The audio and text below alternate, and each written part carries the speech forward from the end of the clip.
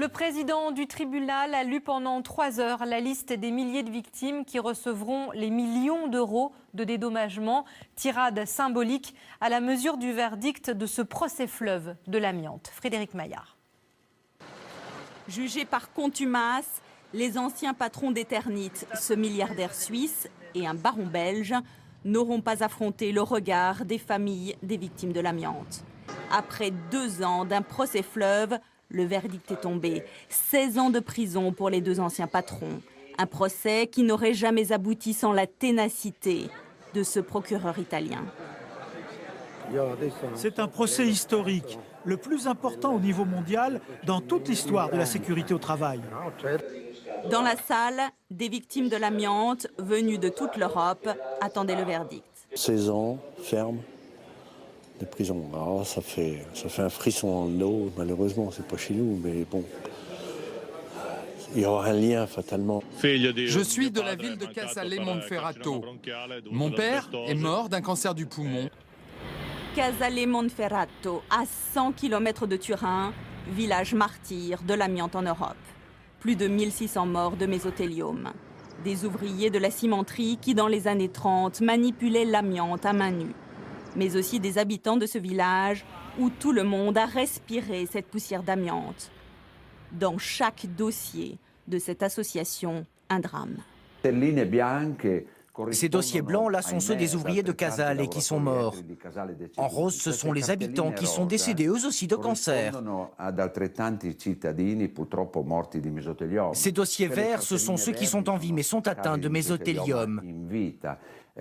Les dossiers jaunes, là, ce sont les dossiers de tous les ouvriers qui sont malades dans le village. L'ancien patron d'Eternit, le milliardaire suisse, lui, serait au Costa Rica. Ses affaires continuent à prospérer. Sur son site internet, il se vante d'être un philanthrope et un investisseur dans le développement durable. La plupart des associations de victimes françaises de l'amiante pour qui ce procès a valeur d'exemple ont fait le voyage en Italie. Dans le village symbole de Casale Monferrato, qui compte le plus grand nombre de victimes, nous retrouvons l'un de leurs porte-parole. Bonsoir Alain Bobbio, vous êtes secrétaire général d'Andeva. C'est l'association nationale des victimes de l'amiante. Votre réaction, monsieur, d'abord à ce verdict qu'on dit exemplaire? Bonsoir. Nous avons vécu au tribunal de Turin, dans la salle d'audience, un moment terrible d'émotion, de satisfaction de voir enfin les coupables condamnés et aussi de grande émotion en écoutant pendant 3 heures le président lire un par un les noms de toutes les victimes, de toutes ces familles, de toutes ces vies brisées par l'amiante.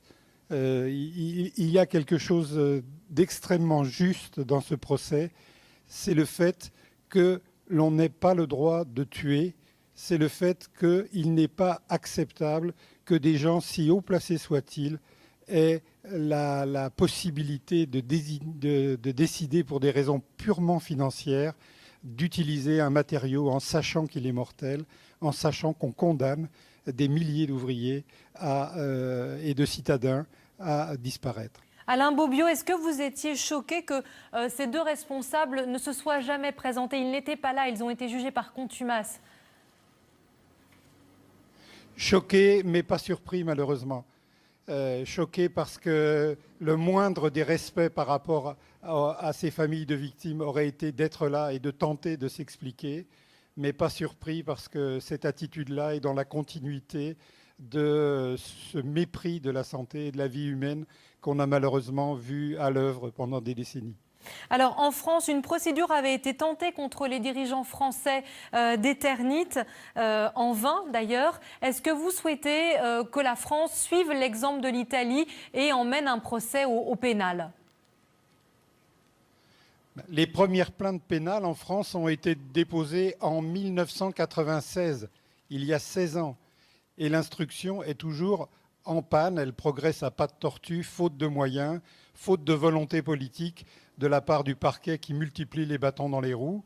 Et ce qui s'est passé récemment est absolument scandaleux, c'est-à-dire que 6 directeurs d'Eternit en France ont vu leur mise en examen purement et simplement annulée à quelques jours de Noël dernier. Et la juge d'instruction, Mme Berthella Geoffroy, dessaisie de ces dossiers.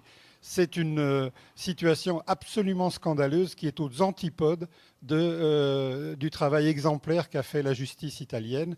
Et la dernière provocation dont nous avons pu être victimes, c'est l'attaque par Eternit après la mise hors jeu des 6 directeurs d'Eternit, l'attaque contre l'avocat des victimes, Jean-Paul Tessonnière, qui est poursuivi en diffamation par Eternit. Je crois qu'on marche sur la tête dans cette affaire. Il serait grand temps que la justice française remette ses pendules à l'heure italienne. Merci beaucoup Alain Bobio d'avoir été avec nous en direct de ce village martyr de l'amiante en Italie. Merci.